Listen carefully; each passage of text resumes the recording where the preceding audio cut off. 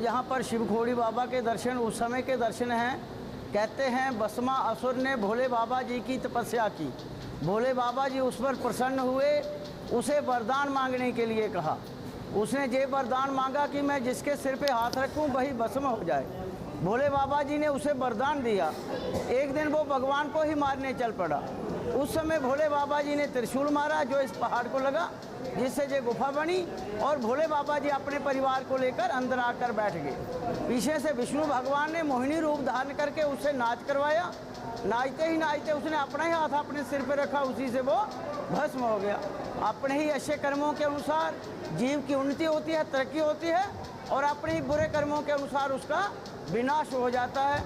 इसे सभी को अच्छे काम करने चाहिए। इसी तरह हमारा मूल लक्ष्य क्या है? हम सभी क्या हैं? मनुष्य हैं। और मनुष्य जोनी में आकर मनुष्य का क्या काम है? भगवान को प्राप्त करना। तो जो भगवान के रास्ते पे चलेगा वही भगवान को प्राप्त कर सकता है। भगवान को प्राप्त करने के लिए सभी भक्त लोग अपने तरीके से भक्ति करते हैं। माता पिता भक्ति करते हैं, नन्हा सा बच्चा भी उनको देख के जय जय करता है। बच्चे जवान बूढ़े सभी अपने अपने तरीके से भक्ति करते हैं।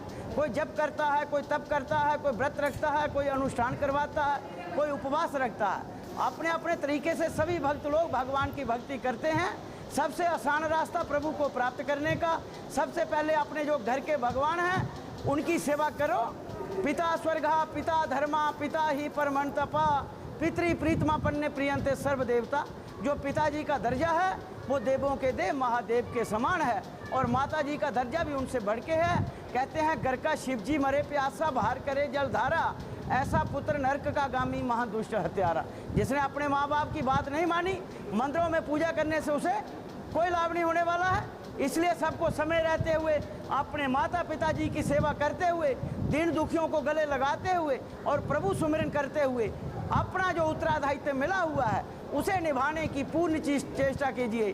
भगवान भोलेनाथ सभी भक्तों की मनोकामना पूर्ण करें, सबकी तरक्की करें, सबके घर में मंगलाचार हो और बच्चे लोग पढ़ लिख कर ऊंचे पदों पे पहुंचें, अपना और अपने माता पिता का नाम रोशन करें और मेरे प्यारे भारत देश का गौरव बढ़ाएं। हर हर महादेव। गुफा की छत से जल की बूंदें टपक कर शिवलिंग पर पड़ती है। ऐसा आभास होता है कि प्रकृति ही विभिन्न रूप धारण कर स्वयं शिवलिंग को बूंद बूंद जल अर्पित कर रही हो। इस गुफा से संबंधित अनेक पौराणिक कथाएं तथा कुछ जनश्रुतियां इस क्षेत्र में प्रचलित हैं। एक कथा के अनुसार कहते हैं कि यहाँ एक दैत्य ने शिव आराधना कर भोलेनाथ को प्रसन्न कर लिया। जब भोलेनाथ ने उसे वरदान मांगने के लिए कहा तो उसने कहा कि प्रभु मुझे ये आशीर्वाद दीजिए कि मैं जिसके भी सिर पर हाथ रखूं वो भस्म हो जाए। भगवान शिव तो भोलेनाथ है नहीं, उन्होंने भी तुरंत तथास्तु कहकर उसे वरदान दे दिया। इसके उपरांत वो राक्षस प्रभु से बोला कि सबसे प्रथम मैं आपके सिर पर ही हाथ रखूंगा। भगवान शिव चिंतित हो गए। उसके उपरांत उनका और राक्षस का, जो कालांतर में उस वरदान के कारण भस्मासुर के नाम से जाना जाने लगा, आपस में युद्ध होने लगा। भीषण युद्ध के उपरांत भी वो राक्षस वहीं डटा रहा और भोले शंकर के सर पर हाथ रखने का प्रयत्न करने लगा। ये देखकर भगवान शिव ने इस गुफा का निर्माण किया और भीतर चले गए। भस्मासुर अपने भारी भरकम शरीर के कारण भीतर न जा सका और बाहर खड़ा हो प्रतीक्षा करने लगा। तब भगवान शिव को संकट में देख भगवान विष्णु मोहिनी अर्थात एक अति सुंदर स्त्री का रूप धारण कर भस्मासुर के सामने आए और उसे अपनी ओर आकर्षित किया। तब मोहिनी रूपधारी भगवान विष्णु ने उसे सम्मोहित कर अपने संग नृत्य करने को कहा। भस्मासुर मान गया और इस प्रकार भगवान विष्णु ने नृत्य करते करते अपने हाथ जब अपने ही सिर पर रखा तो सम्मोहित हो चुके भस्मासुर ने भी उसी मुद्रा का अनुसरण करते हुए अपना हाथ भी अपने सिर पर रखा और स्वयं ही भस्म हो गया। एक जनश्रुति के अनुसार इस गुफा के बारे में सर्वप्रथम एक मुस्लिम युवा को पता चला। कहा जाता है कि वो इस क्षेत्र में बकरियां चरा रहा था। एक बार उसकी एक बकरी इस गुफा के भीतर चली गई। वो उसे ढूंढते जब भीतर पहुंचा तो वहां अनेक साधु हवन और पूजा कर रहे थे। वो भी उन्हीं के संग पूजा में बैठ गया। पूजा समाप्ति पर साधुओं ने उसे कहा कि वो इस बारे में किसी को ना बताए। कहते हैं वो अपने आप को रोक ना सका और एक दिन जैसे ही उसने गांव वालों को साधुओं की पूजा वाली बात बताई तो वहीं पर उसकी मृत्यु हो गई। इस प्रकार शिवखोड़ी की इस गुफा के बारे में लोगों को ज्ञात हुआ।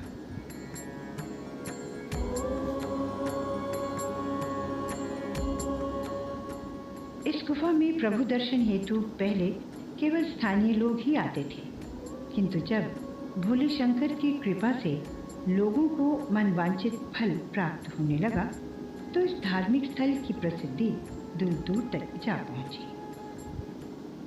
अब यहाँ आने वाले श्रद्धालुओं की संख्या लाखों तक जा पहुंची है।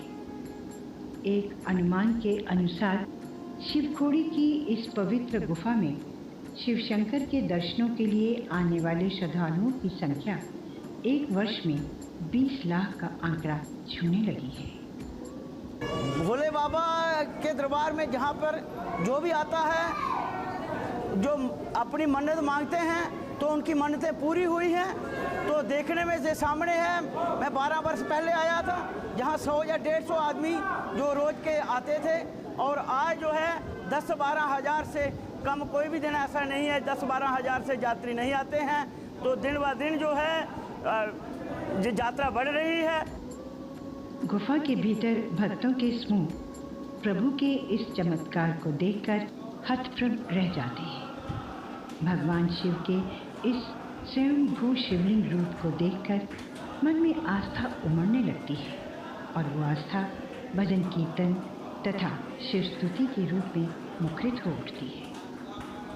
भक्त भगवान शिव की स्तुति में पूरी तरह से रम जाते हैं।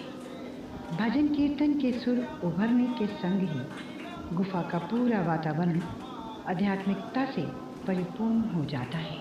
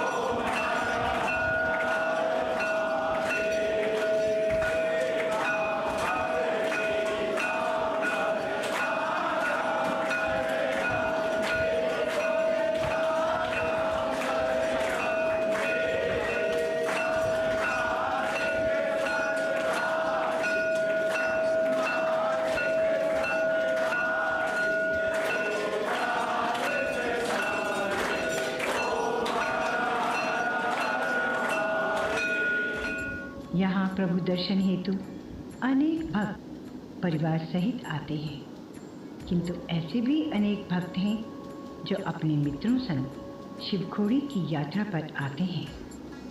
कुछ श्रद्धालु मन में अनेक प्रकार की कामनाएं लिए शिव भगवान के चरणों में आते हैं और शीश झुकाकर इस आशा के साथ लौट जाते हैं कि भोलेनाथ उनकी मनोकामना जरूर पूर्ण करेंगे। इसी प्रकार अनेक ऐसे भक्त भी यहाँ शिवखोड़ी की गुफा में शिव शंभू के दर्शनों हेतु आते हैं, जिनकी इच्छाएं भगवान शिव और माता पार्वती के आशीर्वाद से पूर्ण हो जाती हैं।